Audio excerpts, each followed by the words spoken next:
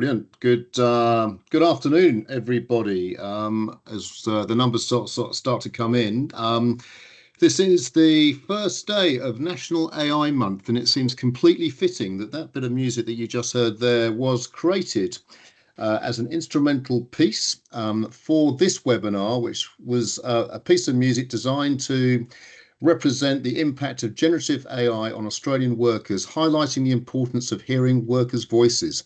Avoid being too techno was the guidance that was given. So just to get AI month sort of going, which runs from the 14th of October today until the 15th of November, a bunch of events will happen throughout the month, being hosted very much by the Department of Industry. So get involved and see where else and what else you can learn as we go through this particular sort of the next sort of 25 days or so. So welcome to this seminar. It's the AI Skills in the Workplace, Empowering the Invisible Bystanders webinar. So we've got a couple of presentations and then into our normal approach to panel discussions. So a couple of employee reps and a couple of employer reps so that we can have an interesting exchange of ideas about sort of some of the ideas and thoughts that sort of come through this particular session. Before we sort of get going, I'd like to just acknowledge the traditional owners of the land where we all are on today from across Australia, and to pay my respects to elders past and present and emerging. So the first thing we're going to do today is we're going to have a short video from the new Minister for Employment and Skills. So this is Andrew Giles. He's just started in the role. He was going to be with us live, but regrettably at the last minute he had to change his plans. But we're really lucky to have a short presentation from him today, which I think will help to set the scene for AI Month, but also this webinar. I'd like to start by acknowledging the traditional owners of the lands around Australia from where you are joining this meeting, by recognising the traditional custodians of the land on which I'm presently recording this video, the Ngunnawal people. I pay my respects to elders past, present and those who are emerging, and recognise any First Nations people here. Thank you to Patrick Kidd and the Future Skills Organisation and the University of Technology Sydney's Human Technology Institute for this invitation. I met Patrick very shortly after becoming Minister for Skills and Training and have enormous respect for the work FSO does. The theme of your webinar, its focus on AI skills in the workplace and empowering workers, is important. As the Institute's report from earlier this year found, workers are often treated like invisible bystanders when these systems are being developed or deployed. But once we start engaging them, they have immensely valuable contributions to make. Unlike previous waves of automation, where it's been clearer which industries and occupations will be impacted, AI is affecting each industry and each occupation in different ways on different timelines. The Albanese government is committed to helping all Australians to realise the benefits of the digital economy. The roadmap for this is laid out in Working Future, the employment white paper released by the government last year. The white paper acknowledged that creating more opportunities, including in digital skills, will require a proactive approach by government working with employers, unions and the broader community. Our government's work, which has been very capably led by my friend, Minister for Industry and Science, Ed Husic, has sought to help Australians trust and use AI to drive productivity, allow business to seize the opportunities that AI presents, while creating the strong regulation Australians have overwhelmingly told us they want. His enthusiasm for this important work is inspiring. And the previous Minister for Employment Workplace Relations, Tony Burke, asked the House Standing Committee on Employment, Education and Training to conduct a parliamentary inquiry into the digital transformation of Australian workplaces.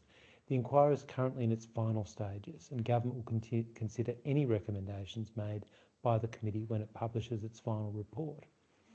As Minister for Skills and Training, I believe that government has an essential leadership role in ensuring learners are aware of and understand how to take advantage of the opportunities that are available to them to learn, upskill and reskill.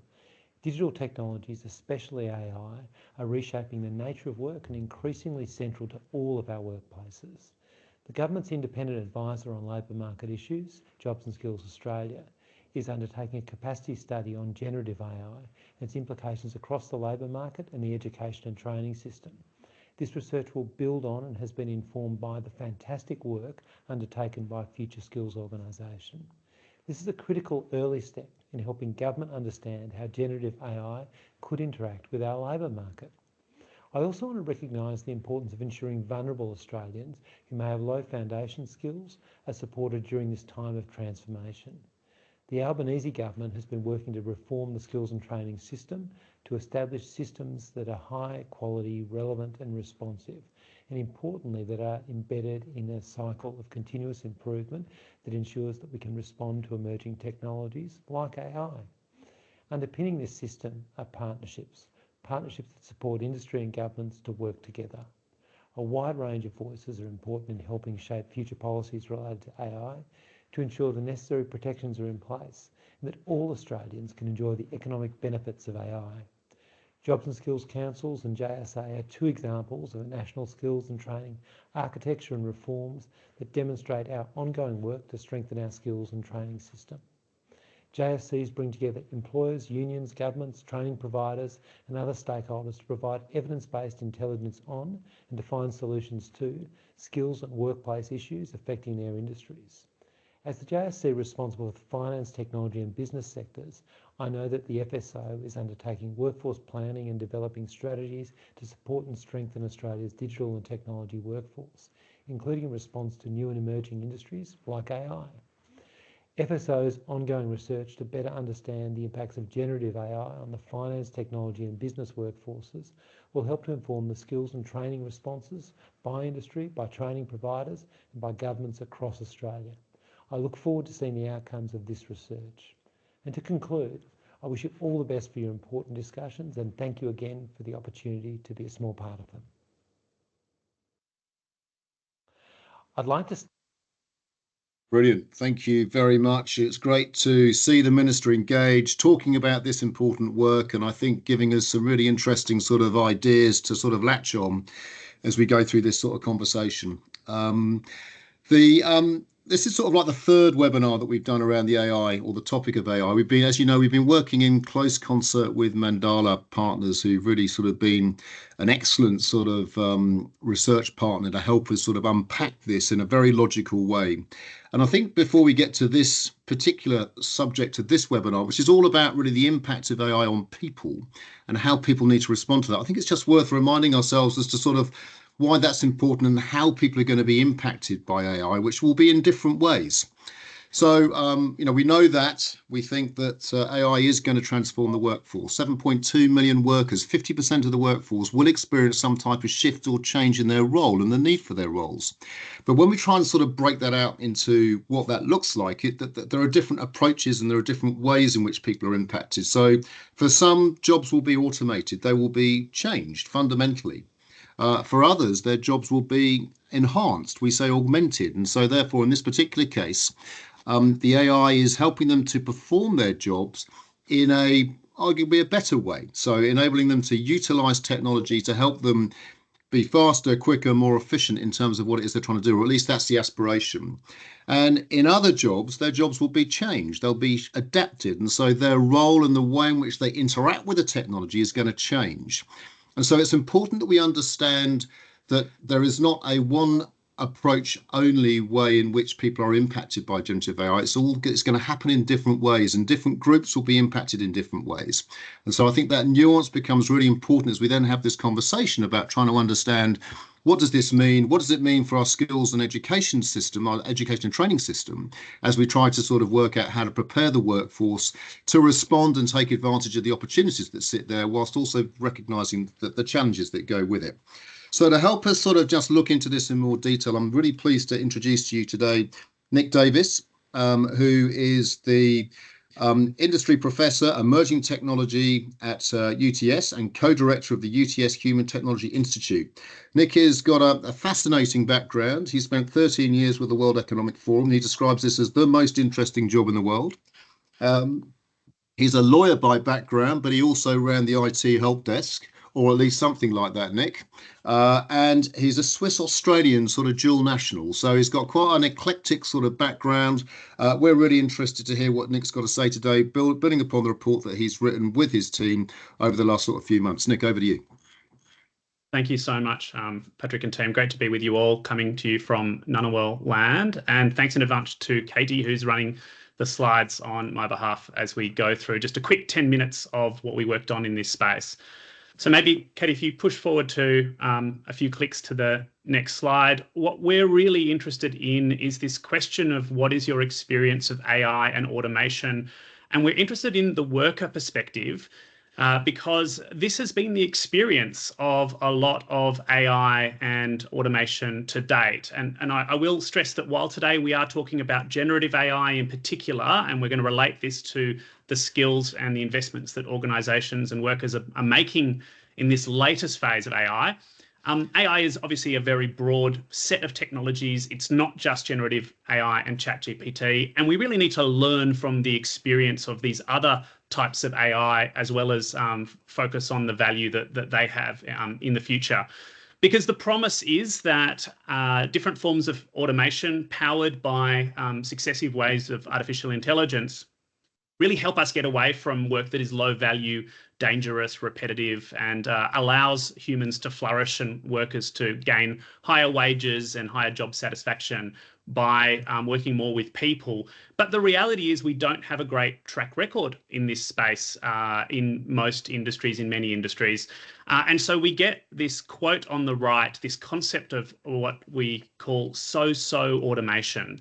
And it's a form of automation where you introduce a technology and you assume that humans are fairly useless and need to be kind of their form of labour needs to be augmented in particular ways. But you also assume that the machine itself, the system, is incredibly capable. Most often what we see is that both of those things fall down. Humans are not as useless as they're sometimes presumed, and machines are not as intelligent as typically assumed. And when those two things happen, you get so-so automation where humans get displaced or are worse off in their jobs, and you don't see the productivity gains. And you may have heard that in the retail world, some of the flow-through effects of things like automated checkouts have actually led to higher rates of shrinkage and loss in stores, lower worker and lower customer satisfaction. So, Katie, if you move on to the next slide, what we're going to look at very briefly is a study that we did directly with understanding how workers see AI and automation and what this means for organisations such as yours. So to start with, and I think it's probably 2 slides forward, what did we do? There were 3 kind of aspects to our methodology where we wanted to take organisations through a reflective journey on what AI adoption looked like for workers. So 3 different sectors: nurses, public sector workers, and retail workers. We didn't just ask them a series of questions. We did in-depth interviews. We asked them to log in daily to an online discussion board, to fill out a work journal, to complete a series of activities. And then we got them together at the end of this period to actually understand how they had changed and evolved their views and what they were finding, not just individually, but in collective discussions about their experience of AI in the workplace. And we were absolutely blown away by the results. So if you go to the next slide, Katie, essentially 3 big takeaways that will come back with the next 3 clicks. The first one being that, as Patrick said, workers do feel like invisible bystanders. They feel like technology is being imposed on them. And the minister also mentioned this. It was very rare for workers to feel that they had any say or understanding or engagement in the decisions that were around technology being made by the organisations they worked in. And the second takeaway was that workers found at the beginning a very low understanding and familiarity of AI. But over time, that third point there, they were able to really provide incredibly nuanced and valuable insights into operational issues, ethical issues, legal issues. And Katie, if you click one more time there, this is a typical quote from a worker, which is really a sign of deep disempowerment. But I want to mention, if you go to the next slide and click a few times, you'll see here that actually they had some really interesting and thoughtful reactions in this space. They were incredibly aware that there were significant benefits to come from AI systems and other forms of automation, and they could point to what they were. Nurses would say, we are really keen to solve these kind of problems in our administration, administrative space. These other types of problems that we see technology being applied to, not so concerning. Lots of fear around actually being less human at work rather than the promise of being more human. And for those of you who are here to really learn and focus on skills, there was quite a deep concern around the loss of skills as they engaged with machines and with automation. So a de-skilling of their jobs, moving them actually to more repetitive tasks than away from those repetitive tasks, as well as those other concerns on the right that you'd expect from workplace surveillance, privacy, decision-making that they couldn't understand. Again, nurses very concerned about whether and how they would override a machine that they felt was making a bad decision. And we've seen court cases recently where that has been a hallmark in medicine. But what I thought was very, very interesting from the way that workers were talking about their experience of AI was this sense that they actually held quite a lot of pride and support for their organizations overall. And they really worried that the poor implementation of AI and automation wouldn't just affect them in terms of their own skills or their job displacement. They were really concerned about how that reflected on the stakeholders, the clients, the customers, the partners and stakeholders that they wanted to serve, as well as their own reputation, their own sense of pride in their work. So to kind of summarize this aspect up, this work that we did in terms of outcomes, we really felt that workers were not trying to stand in the way of increased use of automation and AI, but they had a whole series of really great insights and legitimate concerns that they didn't feel were being accessed at all by management, and that all of these things really aligned with sustainable value creation for the organizations that they were working in. So, Katie, if you push forward another slide or two, a lot of this work is core to good governance, right? So if you think about the ways that stakeholders, that customers and employees, workers are critical to the way that your organization creates business, it really, or creates value rather, it really highlights the importance of, in good governance, this idea of meaningful, thoughtful stakeholder engagement and impact assessment, particularly when it comes to artificial intelligence and automation. And Katie, with one more click, it will show that in Australia, in the Australian government's voluntary AI safety standard that Minister Husic launched in September, this is guardrail number 10. So in the top line investments that your organisation needs to make in complying with the expectations for safe and responsible AI, working with your workers is one of those top 10 things to focus on, and as I said, is core to good governance. But it's much more than that as well. So Katie, if you move forward one more slide, what we've been working on is really engaging with workers to think about how you make the most of engagements with employees on this topic of AI. And it's particularly important right now as so many organizations are experimenting with new forms of generative AI, whether that is baked into products such as Microsoft Word or Excel or the Google Suite, or that's you experimenting with building, fine-tuning your own models or using custom use cases. We are all being exposed increasingly to expanded and more powerful types of artificial intelligence in our working lives. And so thinking through these three sets of activities is really important with workers. So the first one being obviously deliberation, the idea that if there's the opportunity for honest sharing around uses, opportunities and challenges, you actually get much more buy-in. But you also, in the second sentence there, second point, you get to capture insights from different people and groups across the organisation. And we see overwhelmingly that AI development and activities are really often tied to the data analytics teams or particular product teams, rather than capturing a broad subset of workers and insights. But really importantly here, most of the existing forms of consultation that happen within organizations on any topic, let alone something more technical like artificial intelligence, there is often a lack of a mechanism for those discussions, those insights to actually influence decision making in the organization.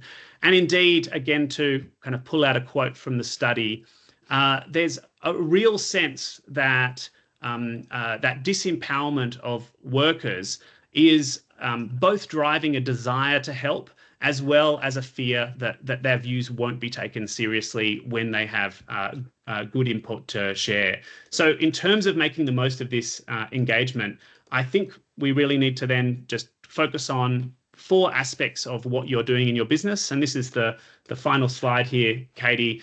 And these are the 4 things where if you are thinking through what you're doing today with AI, there is the opportunity to meaningfully engage workers on all 4 of these topics. The first one being, what technology do you need where to address some of the key challenges in your organization and unleash worker productivity?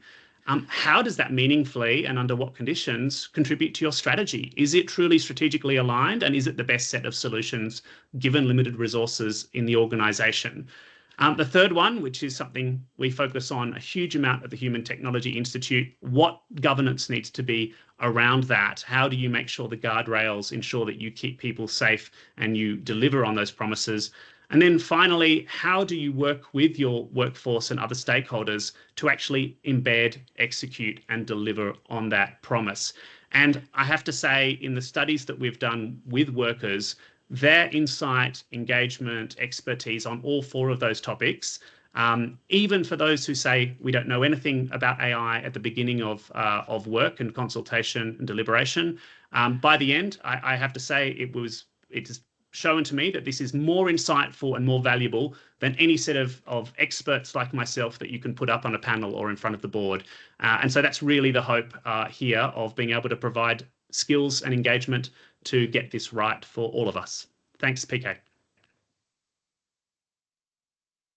Thanks, Nick. That was excellent, and a really, really good sort of introduction, and I think expose of sort of the the really important issues here as we sort of try to unpack this a bit further. So what we're now going to do is go across to our panel. So two views. We're going to have an employee view of this, and then we're going to have an employer view of this, and it'll be fascinating to hear the different perspectives, where they can agree, where they can align, and if there's some areas of difference, and try and sort of tease or work through what that might look like. So very, very pleased to welcome Liam O'Brien, who's the Assistant Secretary, or one of the Assistant Secretaries at the ACTU, so the Australian Council of Trade Unions, who's very active in this space. An excellent conference down in Adelaide where they debated this for an afternoon. So Liam is going to be excellent.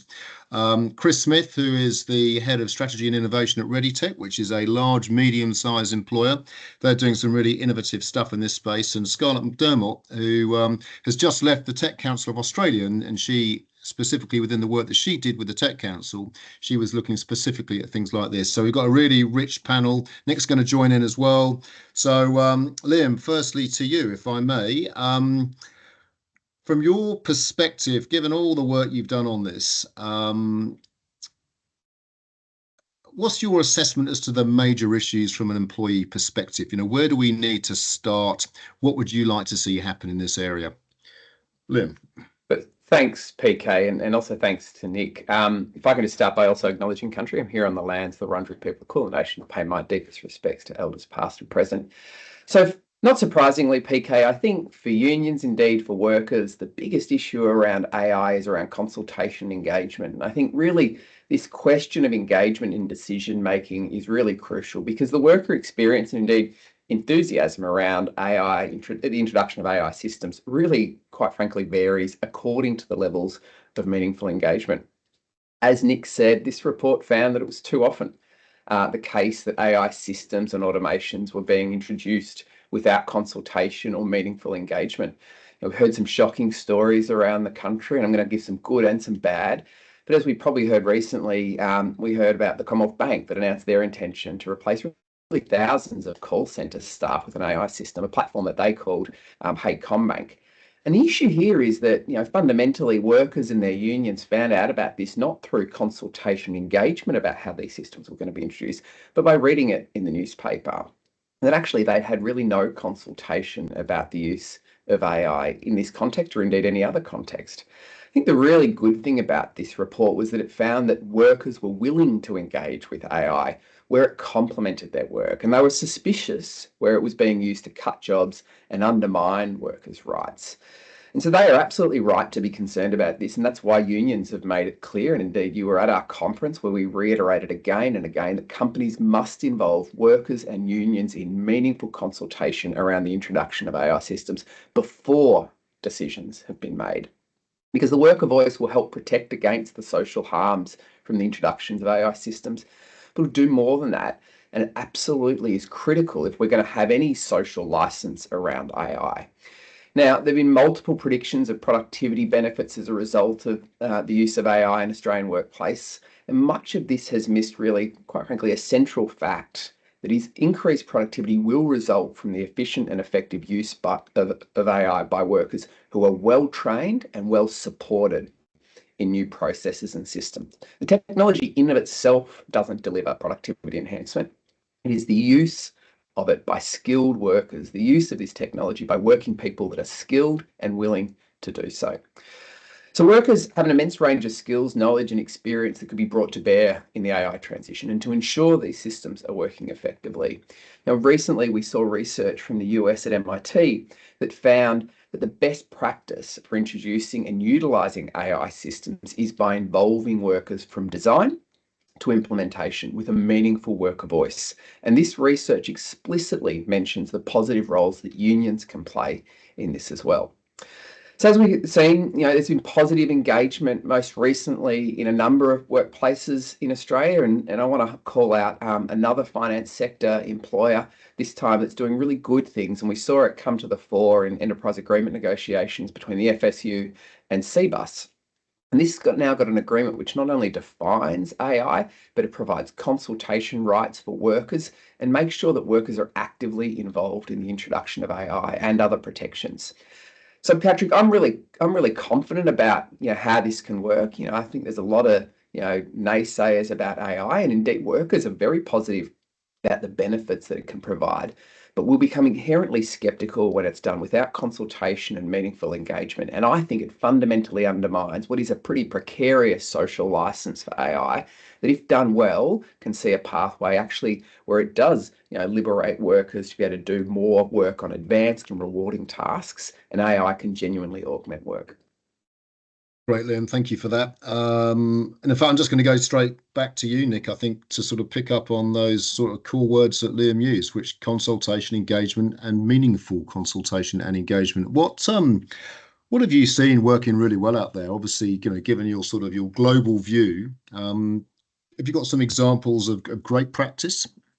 Yeah, I would say two things. The first one is not just a single point in time survey, right? Not just phone it in consultation where you ask the question and then ignore the results, but like serious, like view the worker as they should be, as a resource, as the people. If the workers don't use the tech as it's tended, if it doesn't fit their needs, you're not going to get that productivity upside, as Liam said. So well trained, well supported means well understood and well engaged. And so really diving into that means of engagement, which is beyond kind of high level consultation, is really important.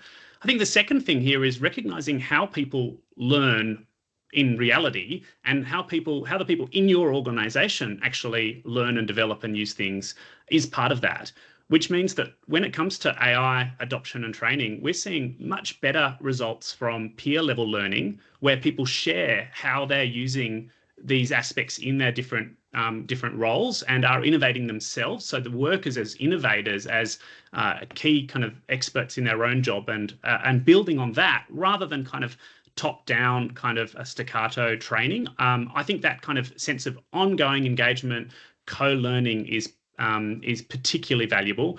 And we are seeing that with organisations, particularly in the professional services environment, who are some of the early adopters, as well as the tech sector. Those organisations that are building peer learning capabilities from workers to able to share their prompts, their engagement, their experiences, and able to tell people what doesn't work, you actually move much faster. And I guess going back to Liam's point, just it being demand-led, not thinking about this is the perfect solution from the top, everyone has to do it this way.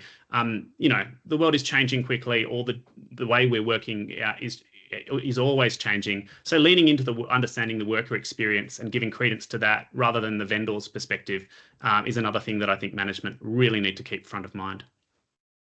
Thanks, Nick. So now I'd want to sort of just jump into the employer view, almost sort of responding, I think, to some of the challenges and comments that have been made. Before I do that, just remind everybody there will be a question and answer session that runs at the end of this next segment. So if you've got some questions, please put them into the chat. But introducing now Chris Smith, Head of Strategy and Innovation at ReadyTech, large medium, know them very well, an amazing company. Chris, what do you think about sort of like the organic co-design, co-learning approach in terms of how you upskill your own staff? Where are you guys at in ReadyTech? Yeah, sure. Thanks, PK, and good afternoon, everyone. I'm on Gadigal land here. Look, for context, and I think context is important, we're a technology company of about 600 people. And almost all of what we build in terms of software will fall under like the high risk classification for AI safety. So like the stakes are really high for us. And I think in terms of the way that we engage, we've got all the classic corporate channels that you might expect employees to communicate through. But I think the one that I'll share, which is probably the one example that we found most effective for something like this, is what we call our guilds. And I think it'll build on what Nick and Liam were saying almost too well, I think. But the point of difference, I think, with our guilds is really that they're always employee initiated and they typically remain employee owned for the most part. So if there's a topic like AI, we find that our most sort of curious people will start the guild, and then that will grow organically over time and more people will join. And it is basically peer-to-peer, and it's a safe space. So everyone comes in, they're free to post, they're free to share, provide feedback, and ultimately, it's kind of where we crowdsource lots of our best ideas. And one thing that's an important byproduct of this is that we actually get a sense of employee sentiment on any subject. So, for example, with AI, a portion of the commentary might be about something like ethics or safety or inclusion, and that serves as a really good lead indicator that matters to our employees. And that helps the executive leadership to figure out how we build the right scaffold for us to work with new ideas. And I think that approach, just by definition, is just more naturally aligned to what employees want because it wasn't initiated top down. And then I think where necessary, and in this instance with AI, it absolutely was, guilds can spawn what we call councils. And I think it's really aligned to the voluntary safety standard. And that sort of helped build that governance layer. And I think Nick mentioned it. And obviously, it's really important that the councils that we have a cross-section of employees. It's not just executive-led, just to ensure that the instrument we introduce reflects the company at large and intrinsically embeds that employee voice as part of that. So I think in terms of that, we'd never expect the guild to own a company response to something like the release of the voluntary safety standard or mandatory guardrails, but we'd absolutely expect them to engage on the subject, and then we can monitor and track and just ensure that those sort of ideas and views are really embedded in what we do. So I think from our perspective, PK, that's one of the things that we've done, and I think it's worked like really well for us. And there are others if you need me to sort of expand, but I'll hand back to you for now. Well, thanks, Chris. I love that sort of the informal start point and then formalizing it through the councils. I mean, that's sort of lots of power in that, I think, as you try and sort of put your hands around this and how to nurture it. Scarlett, you would have been involved in many conversations about this when you were with the Tech Council. You would have seen many, many different companies and how they were grappling with the AI opportunity. What are your thoughts around the adoption piece and where we should be looking at? Yes, PK, through my time at the Tech Council and also through my time at my own business, I don't think there's a conversation I've had in the last 2 years that doesn't involve AI, except for perhaps with my children. Look, I think it's been a really interesting challenge for businesses, because what we've seen is that it's really testing the foundations that they've had in place. So, we looked at with Nick there, the strategy, the governance, the engagement on people and skills and operational capabilities. If those things weren't really solid before you start to try to introduce AI into the mix, you're going to find really quickly where the cracks are sort of existing there. And so to pick up on some of those threads from our other panelists here, there's a few different ways that organizations need to be thinking about training people to actually incorporate this into a functional business model. And actually a lot of it resonates with what Liam said, when you are even starting at the beginning of, okay, what is our strategy? Where do we even need to start thinking about implementing AI use cases? That the most successful businesses I've seen are the ones who've talked to both their employees and their customers about where the pain points are. It's actually where you can get the highest level of impact, is because those frontline workers, they know where the problems are. They know which part of the process falls down every day and which customers are calling up to say, actually, you've lost my data again. And those are the places where you can often get the most bang for buck out of implementing a technology solution. But there's also a lot of power in taking away boring parts of work or tedious parts or manual. I need to move this piece of data between system A and system B, and it's super annoying and frustrating. So it doesn't have to be a zero-sum game when it comes to implementing automation or AI. It can be something that really is an enhancement for the employee experience as well as an enhancement for the customer experience. It's important to take all of those lenses into account. And then, of course, how do we go about implementing training? A lot of my work has been around skills. And I think there's a role here for formal training, and there's a really big role for peer-to-peer training. One of the hardest things to sort of wrap your arms around with artificial intelligence systems is that it's quite a departure from traditional software, where we sort of sit down at the beginning and we design, these are the use cases that the software will be used for, and this is exactly how data will come in, and this is exactly how data will come out. That's obviously not the case with generative AI. People are able to apply these tools in completely different settings that were often never conceived during the design of the tools. And that means we have to make a departure from our typical methods of training. So the first thing I'd say is that there's still that role of formal training, and that really comes into play around safety, around ethics, around governance. How are you expecting your employees to use this piece of technology? That really needs to be formal training. We can't be expecting that employees are just going to go and figure out how to use this on their own. This is a complete technological step change. So there's, often this idea that younger people will be able to just come in and use technology. Even that is fundamentally flawed. There's a lot of young people who don't know how to use these tools either. So we need to also, question some of our underlying assumptions when we're doing that formal training element. And then I'd really encourage employers to look at that peer-to-peer training. And it sounds like Chris has a great example there, because there's actually an element of play in learning how to use AI. You might ask people to do something that might feel a little bit contrived, to create a poem or something like that. But really what we're doing is to give employees an environment to learn where they don't have to be afraid of accidentally breaking something. And then we can kind of take that forward into our day-to-day work. So that's sort of a few of the ideas there. And then finally, I would say just keep an eye out for where individual support is required. Often when I hear people talking about training programs for AI, they're looking at the whole workforce or large swathes of an organization, but you're going to find that individual support needs do vary for learning these types of tools that are really different. So always keep in mind that, as part of anything that's changing the kinds of work that we need to do, we need to map out what is the skills change, and there is a requirement to provide individual support to people where you're changing the role of their job.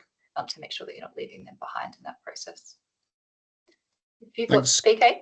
That's great. No, that's excellent, Scarlett, and reinforces, I think, very much the narrative all the way through. And we're gonna go to questions in just a moment. I'm going to go back to you, Liam, and ask you just to reflect on all the things that you just heard.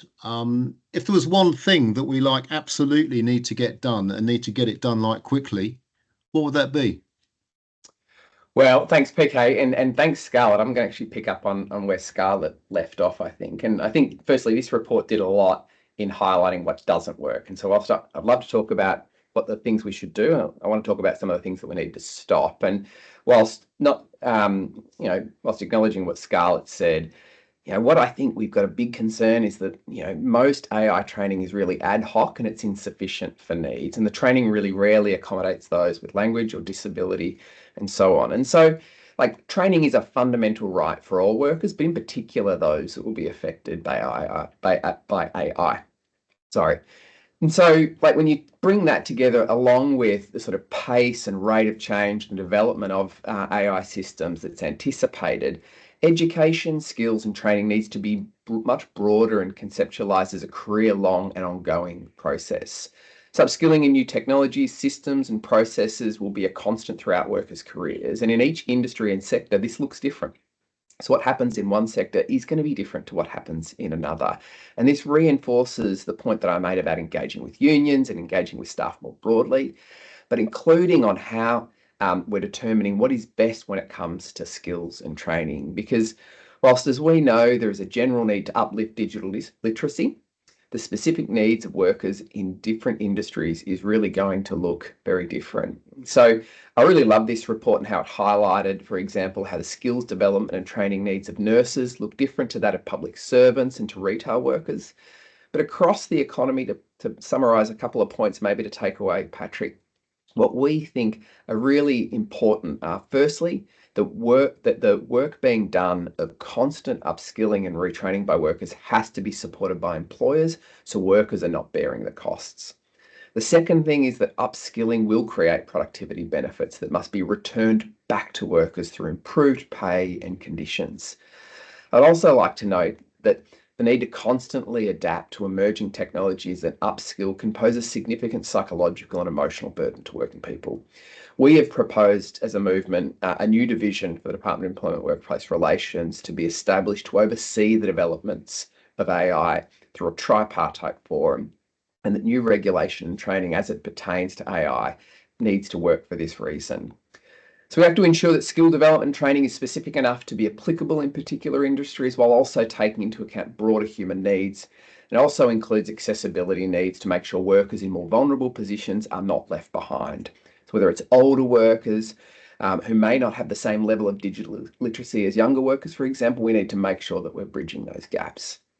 And finally, where job losses cannot be avoided, workers should receive adequate compensation as well as retraining to find other work. And we think this is really important, not just ensuring that those workers are supported, but as I said in my response to the first question, it's fundamental to AI being able to maintain a social license.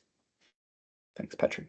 Thanks, Liam. That's great. I'm now going to hand across to my partner in crime, Tim Burt, who's our lead or Director of Strategy and Policy within the FSO, who will take us through a Q&A sort of session. So, Tim, over to you. Thanks, PK. Been collating a few questions from the chat, so thanks for sending those through. Couple of questions here on ethics and governance, which, Liam, you've already sort of touched on, but I thought I might throw to you to see if you had anything further to add. Question from Bharat Joshi. Where should accountability lie within organisations, particularly in respect of data governance? Does it sit with the employee? And building on that from Susan McCarthy, how do we make sure that the workforce really has this deep understanding to be able to work within an ethical framework that can give shape and confidence at all levels of the organisation? Look, I think everyone's got a role to play. I'll start with the first question in data governance. I think fundamentally this goes to making sure that when AI systems are being introduced, all of these issues around governance, data, privacy are being considered. And obviously workers have a role to play. They need to be trained in terms of how to deal with data governance and privacy issues. But fundamentally, these are obligations of the employer and those that run these systems. And so I think I come back to that first theme that we talked about is ensuring that AI systems that are being introduced are not being done without consultation and engagement and not being done in an ad hoc way, that they're really carefully thought out so that you do get those governance settings right, and that workers are supported with training and education about how they can do their job, not only in a productive way, but meet those obligations around privacy and data governance. So I think it's a really good question, though. Excellent. Thank you, Liam. All right, my next question is to Chris, and it's from Sebastian Brash. So in conversations on AI inevitably lead to broader questions beyond just the sort of the tech, as we've heard from Nick and contained in the report. How should these conversations incorporate these broader impacts? How do you as an organisation, Chris, ensure that it isn't just focused on the technology, but that we are considering these broader governance and risk issues? Yeah, sure. Thanks, Tim. Look, it's a big question, and maybe I should have read the chat to prepare better for the answer. But look, I think from our point of view, we build technology for spaces like education, employment, government, like HR and payroll. So the impacts to us are pretty much top of mind as we build, and those sorts of considerations are just part of our DNA. We build for highly regulated spaces. We operate in high risk, so we're constantly thinking about what is our impact in putting our technology into the hands of our customers, who ultimately then have the impacts that sort of economy or community wide. And those are things that we just talk about every day. And I don't know if that's necessarily unique to us. I think for us, the way that we thought about it internally for our workers is all they wanted was like clarity. They just wanted to know, could this be used? And if so, what for? And then effectively, how can we do that safely? So that was the first thing that we provisioned. After that, it was a question of like, do I have to use it or not? And just constantly providing the clarity that they need was one of the things that was sort of a core consideration for us. I think to remove that anxiety that can spread pretty fast. The thing for us was really what instrument do we put in place? And just as of 1st of July, we actually centralized a lot of this through an emerging tech team who ultimately own responsibility inside our organization for those sorts of questions. And every employee knows that that's the channel through which they can, share their or air their concerns. And I think that for us is kind of the way that we've thought about incorporating not just the technical side of things, but also like the broader impact. And the team is on a path to sort of distributing like our position on that right now, actually.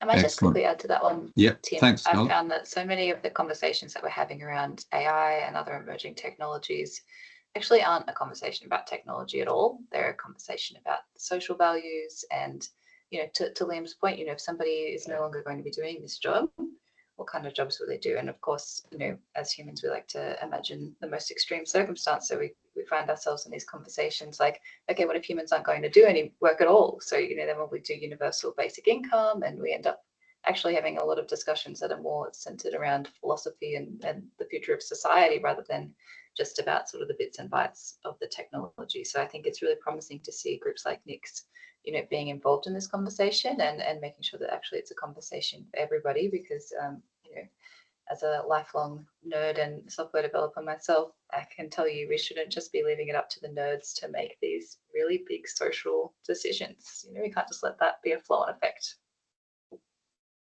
Thanks, Scarlett. I've got another question for you from Bharat Joshi, and this one is close to our hearts at the FSO. What is the role of the education and training system in upskilling staff in AI usage and regulations, in your view, rather than being entirely dependent on the employer in providing those skills to the future workforce?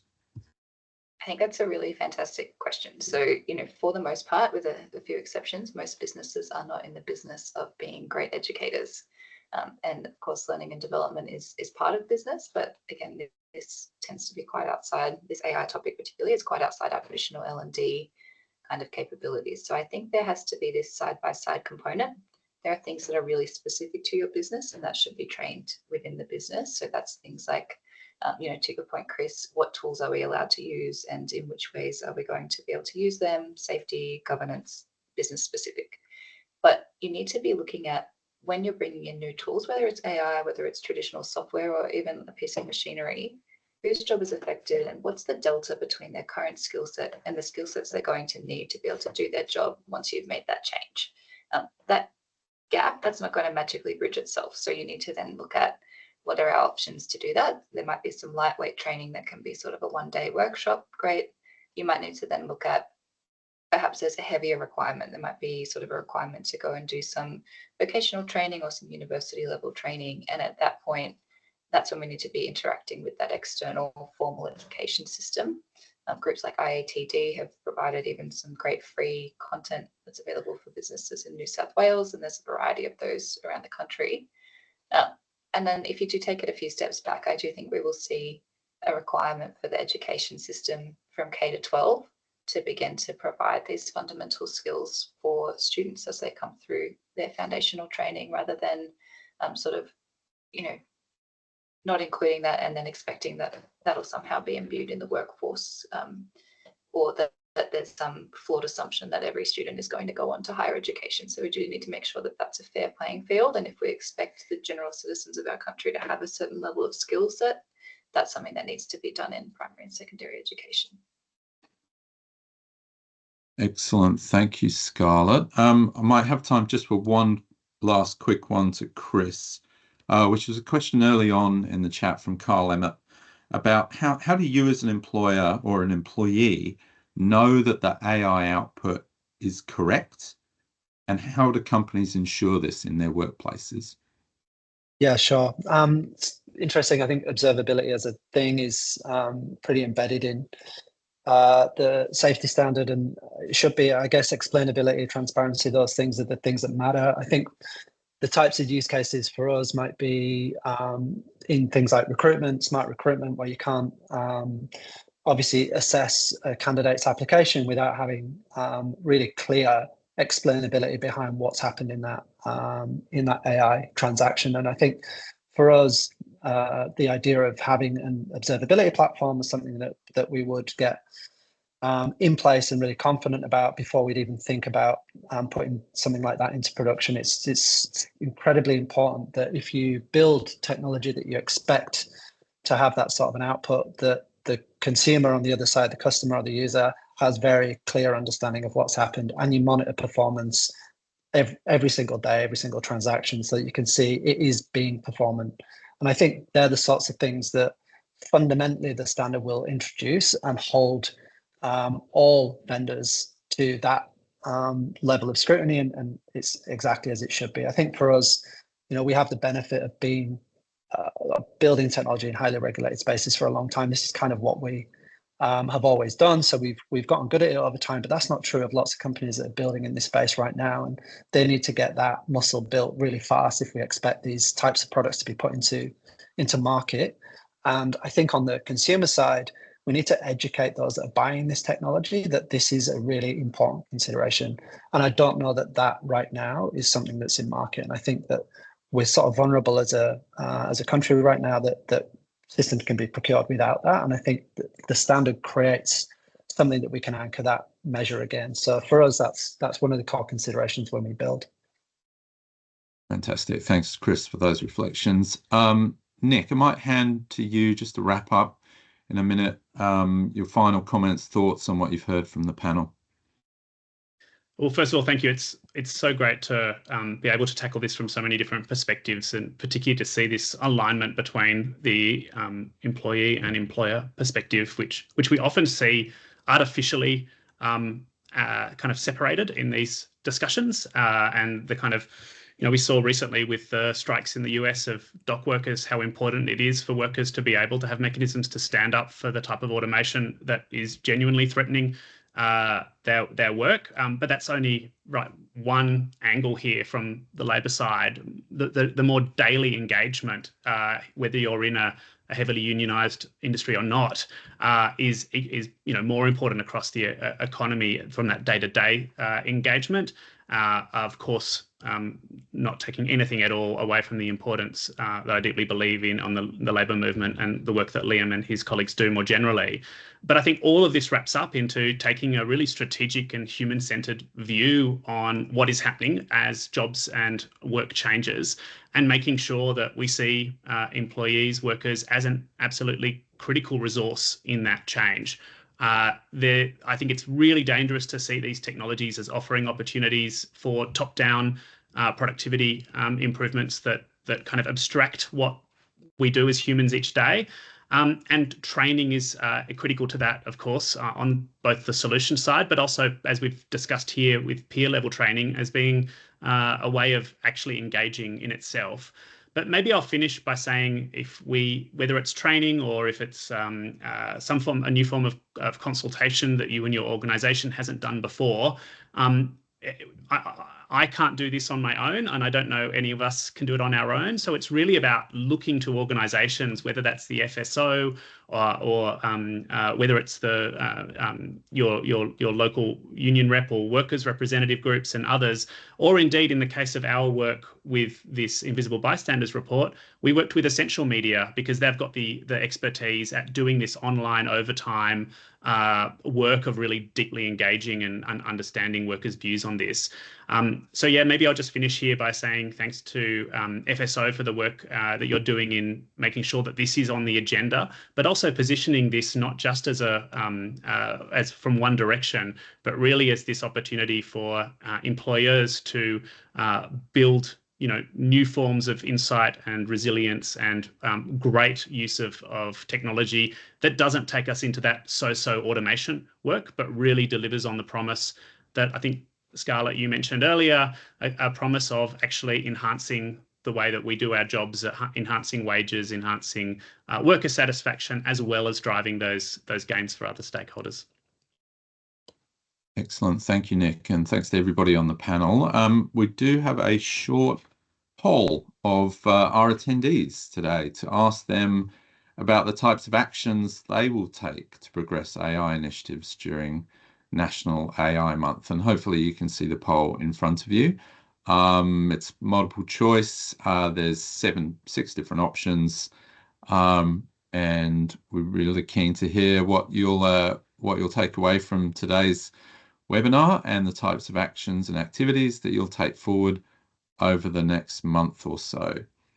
So just whilst you're completing that, we've got 67 responses. I will talk to the JSA AI capacity study that the Minister mentioned in his video at the beginning of this webinar. So as he mentioned, the government's independent advisor, Jobs and Skills Australia, is undertaking this capacity study on generative AI and its implications across the labour market. Over the next year, JSA is researching on the whole of labour market impacts, that left-hand stream, as well as transition scenarios to see if there are sort of winners of losers as new opportunities emerge with Gen AI. And then of most interest for us, what it means for the education and training system in meeting the opportunities and innovations Gen AI presents. Just to give a quick plug, next slide, please.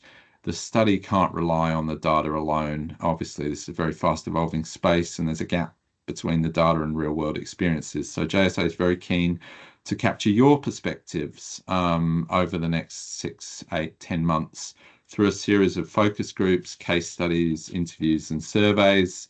It's currently refining its engagement approach. It'll share further detail on that via its website in the next few weeks.